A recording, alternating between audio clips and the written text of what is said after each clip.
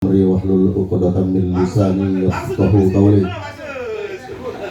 Bapak-bapak, ibu-ibu, rekan-rekan pengawas SMP Kabupaten Lombok Timur yang saya hormati, syukur alhamdulillah pada pagi hari ini sesuai rencana kita dapat hadir dalam rangka beberapa hal tentang kerja kita di pengawas SMP Kabupaten Lombok Timur dan juga sekaligus rangkaiannya dengan seremoni dua orang rekan kita yang sudah purna tugas. Mengawali kegiatan kita pada pagi hari ini, kita akan diberikan beberapa hal yang berhubungan dengan tugas atau tupoksi seorang pengawas yang nanti materi lengkapnya akan disampaikan oleh Kanda Saadah. Kepada Kanda Saadah kami persilakan. Terima kasih. Bismillahirrahmanirrahim. Assalamualaikum warahmatullahi wabarakatuh. Bapak Ketua yang saya hormati, rekan-rekan bapak-bapak yang saya hormati dan saya sayangi. Jadi yang pensiun juga selamat datang. Mohon maaf izin ya. Terima kasih. Mohon perkenan bapak-bapak, kami sedang mengikuti pelatihan AKM dan salah satu tugas adalah memberikan pengimbasan atau sosialisasi. Ini hanya sosialisasi sekali lagi. Nah, jadi Bapak dan Ibu, pada kesempatan ini kami akan mengajak Bapak Ibu untuk membahas sedikit tentang asesmen kompetensi minimum. Nah, sebenarnya begini Bapak dan Ibu, kita sudah paham bahwa sejak 2020 ujian nasional ditiadakan dan sebagai penggantinya adalah asesmen nasional yang insya Allah akan diberlakukan pada bulan September 2021. Nah, kita sebagai pengawas sekolah juga tentunya harus memahami ini. Nah, Bapak dan Ibu, ya sayonara ujian nasional gitu. Asesmen nasional adalah program penilaian yang diselenggarakan oleh Kementerian Pendidikan dan Kebudayaan untuk meningkatkan mutu pendidikan yang dilaksanakan pada jenjang dasar dan menengah. Jadi SD juga bisa masuk. Ada 3 instrumen Bapak Ibu dari asesmen nasional ini adalah yang pertama AKM atau asesmen kompetensi minimum, kemudian survei karakter dan survei lingkungan belajar. Nah, pada kesempatan ini saya akan mengajak bapak-bapak untuk membahas AKM-nya dulu. Niki dia sedikit info tentang AKM. Mudah-mudahan bisa kita lihat di sini, guys. Abad 21 harus dapat membekali peserta didik dengan keterampilan belajar yang berinovasi, keterampilan menggunakan dan memanfaatkan teknologi media informasi, dan kecakapan hidup untuk bekerja dan berkontribusi pada masyarakat. Keterampilan inilah yang dinamakan dengan konsep kecakapan hidup abad 21. Salah satu prasyarat untuk mewujudkan kecakapan hidup abad 21 adalah kemampuan literasi. Asesmen kompetensi minimum atau AKM dirancang untuk mengukur literasi membaca dan literasi matematika atau yang disebut numerasi. Asesmen literasi membaca bertujuan mengukur kemampuan untuk memahami, menggunakan, mengevaluasi, merefleksikan berbagai jenis teks untuk menyelesaikan masalah dan mengembangkan kapasitas individu sebagai warga Indonesia dan warga dunia agar dapat berkontribusi secara produktif di masyarakat. Sedangkan asesmen numerasi dilaksanakan untuk mengukur kemampuan berpikir menggunakan konsep, prosedur, fakta, dan alat matematika untuk menyelesaikan masalah sehari-hari pada berbagai jenis konteks yang relevan untuk individu sebagai warga negara Indonesia dan dunia. Komponen asesmen literasi membaca dan numerasi dapat dibagi berdasarkan konten, proses kognitif, dan konteks. Berdasarkan konten, asesmen literasi membaca mengujikan beragam teks yang bersifat informasi dan teks fiksi. Sementara asesmen numerasi mengujikan bilangan, geometri dan pengukuran, data dan ketidakpastian, serta aljabar. Berdasarkan proses kognitif dalam asesmen literasi membaca, murid diuji kompetensinya dalam hal menemukan informasi, menginterpretasi, dan mengintegrasikan isi teks, serta mengevaluasi dan merefleksikan isi teks dengan konteks lain di luar teks. Sementara itu, asesmen numerasi melibatkan proses pemahaman konsep, kemampuan penerapan konsep untuk masalah rutin, serta bernalar untuk menyelesaikan masalah non-rutin. Berdasarkan konteks, asesmen literasi dan numerasi yang diujikan kepada murid mengangkat konteks personal, sosial budaya, dan saintifik. Ada beragam bentuk soal dalam AKM. 1. Pilihan ganda. Murid hanya dapat memilih satu jawaban benar dalam satu soal. 2. Pilihan ganda kompleks. Murid dapat memilih lebih dari satu jawaban benar dalam satu soal.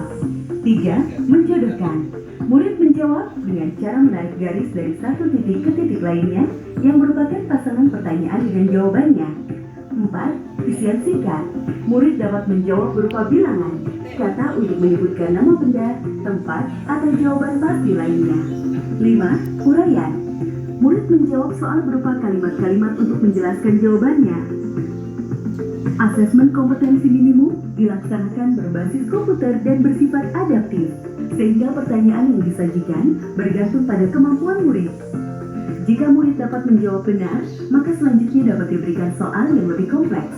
Sebaliknya, jika murid menjawab salah, maka soal berikutnya adalah soal yang lebih sederhana. Peserta asesmen kompetensi minimum adalah seluruh satuan pendidikan, baik sekolah, madrasah, maupun satuan pendidikan kesetaraan. Tidak semua murid dapat mengikuti asesmen ini, karena peserta akan dipilih secara acak.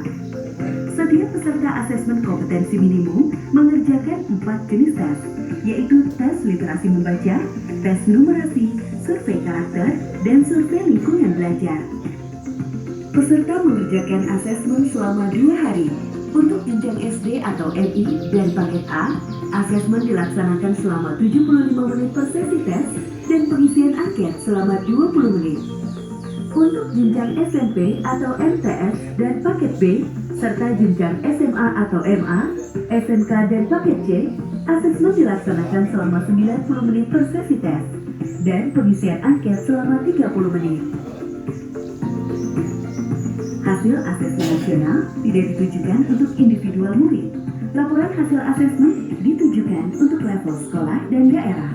Laporan ini digunakan sebagai alat refleksi diri sekolah untuk perbaikan pembelajaran. Laporan AKM juga tidak relevan untuk membuat pemeringkatan sekolah. Dengan asesmen kompetensi minimum literasi dan numerasi, kita siapkan para penerus bangsa yang mampu menghadapi abad 21. Oke, demikian mungkin sekilas info tentang AKM. Ada mungkin karena ini waktu, mungkin satu atau apa yang perlu kita lebih perdalam. Sila, Pak Udi gimana Pak Udi? Terima kasih. Seke Wanggi. Mohon izin Pak Ketua satu nggih. Kan bahwa ujian nasional sudah tidak lagi Nggih. sejak tahun pelajaran 2020. Nggih. Dan diganti dengan Asesmen nasional. Nah, apa sebetulnya perbedaan yang mendasar antara PUN dengan AN ini? Oke. Baik, terima kasih. Jadi apa sebenarnya perbedaan niki ada jawabannya sedikit nggih. Perbedaan antara ujian nasional dengan asesmen nasional. Pertama, kalau materi UN berbasis mata pelajaran, sedangkan kalau asesmen nasional ini lintas mata pelajaran.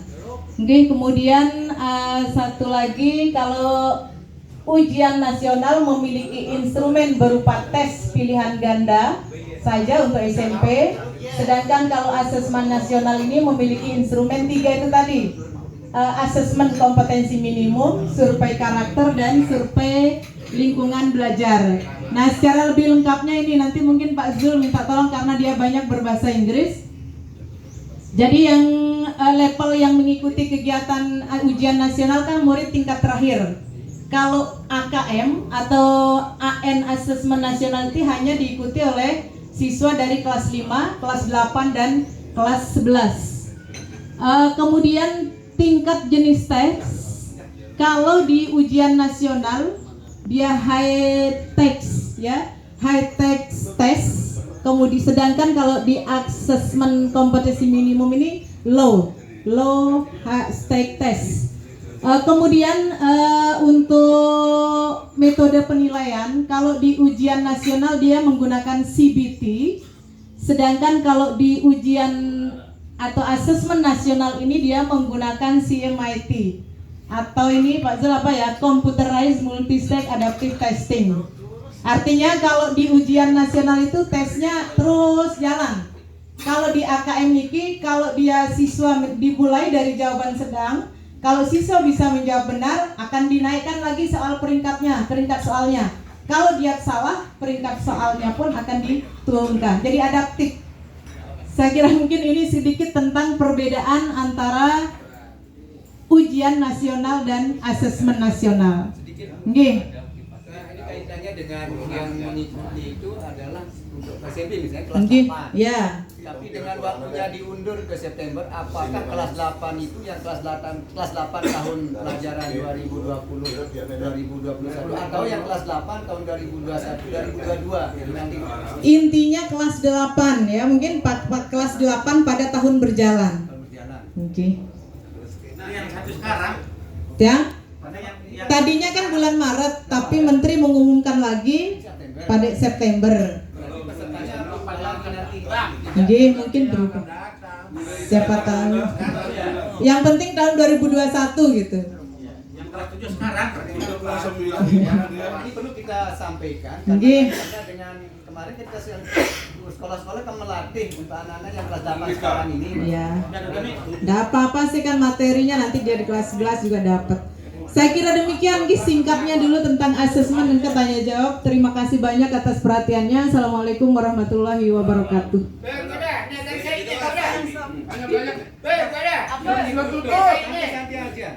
Kaitannya dengan ujian diundurkan sampai asesmen diundurkan sampai bulan September ini, lalu bagaimana di bulan Maret April ini bagi anak-anak yang ujian kelas 3 ini? Kan dari tahun 2020 sudah ditiadakan ujian nasional.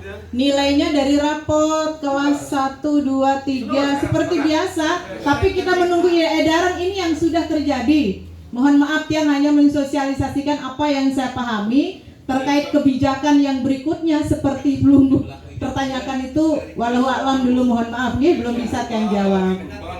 Ini apa? Terkait dengan apa ya, tadi kok mungkin materinya peta dan ketidakpastian. Jadi itu mungkin jawaban dari kita semua bahwa ini juga tidak kepastian. Oh, matematika itu. Coba bagaimana itu? Tar dulu. Peta dan ketidakpastian. Bukan peta. Di awal-awal. Tar ini ada. nenek apa Rana? Nanti kita minta. Oh ya. Ayo dah ambil. Fakta ya. Jadi dengarkan. Jadi itu khusus untuk matematika. Jadi ada materinya sudah disebutkan 6 materi tadi. Niki dia bilangan, pengukuran dan geometri, data dan ketidakpastian, bukan peta gitu. Kemudian aljabar itu khusus untuk matematika. Dan setelah yang lihat soalnya ternyata bagus sekali, tidak seperti tadi tidak untuk taruhan tinggi ya, high stake test apa istilahnya itu, tidak ini high nah ini high stake test. Jadi tidak untuk taruhan tinggi, tidak untuk kelulusan, tidak untuk mencari peringkatan, tidak, ini semata-mata hanya untuk low stake test. Nah, jadi untuk peningkatan kemampuan saja, peningkatan proses pembelajaran, perbaikan pembelajaran. Nah, Pak Azul doang soalnya cekat. Nah, jadi ini tulisan yang dari asli dari pusat, ini tidak beradit yang rubah. Dia bilang high stake. Apa artinya itu dia? Taruhan tinggi ya, dalam tanda kutip katanya setelah saya baca itu adalah tes yang diberikan untuk menentukan siswa lulus tidak lulus, juara 1 atau tidak juara dan sebenarnya tinggi resikonya gitu. Sementara kalau low ini rendah resikonya, AKM ini tidak beresiko tinggi, hanya untuk perbaikan mutu dan proses pembelajaran. Dan itu penjelasan yang mohon maaf sangat awam. Silakan Pak Zul. Selanjutnya Kanda, Oke. hubungannya ke UBKD. Gimana ini? Ujian Karena ada berbasis teknologi lain setelah kita dengar AKM, muncul lagi istilah UBKD. Hubungannya dengan ini bagaimana? Nah itu makanya kan terkait dengan kebijakan-kebijakan baru ini belum berani kita mengatakan A, B, C, D. Tiang hanya mengikuti seri AKM-nya saja dulu, adapun kebijakan berikutnya kita tunggu. Ya, Sekitar dulu. tinggal di-share di grup Kanda.